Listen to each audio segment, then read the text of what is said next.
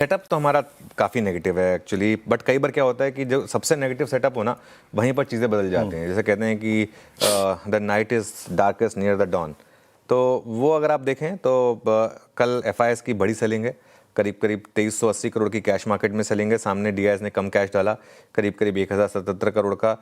14 दिनों में एफआईआईएस की 28,000 करोड़ की सेलिंग है, तो 2000 करोड़ पर डे का जो उनका एवरेज रहा है उसके हिसाब से सेलिंग हो रही है।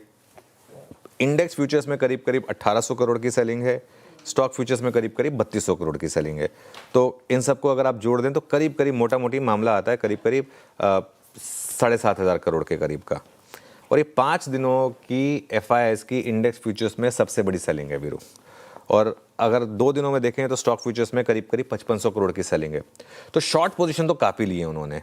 और निफ्टी बैंक निफ्टी दोनों में सेलिंग है। 668 करोड़ निफ्टी में सेलिंग है, 992 करोड़ बैंक निफ्टी में सेलिंग है। वो टेबल आएगी आपकी स्क्रीन पर। परसों बाइंग थी लेकिन कल सेलिंग हो गई दोनों में।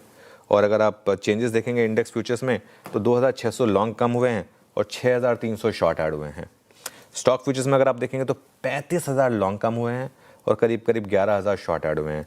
लॉन्ग शॉर्ट का ग्राफ अगर आप देखें किस तरीके से वापस गिरा है और अब हम वापस 9% पर आ गए हैं। जी हाँ, 9% लॉन्ग हैं सिस्टम में और 1,56,000 से ज़्यादा शॉर्ट पोजीशंस हैं। एक ही दिन में एफआईआईएस ने 8,900 शॉर्ट जोड़े हैं और ये 15 अक्टूबर के बाद का सबसे ख़राब लॉन्ग शॉर्ट रेशो है एफआईआईएस का।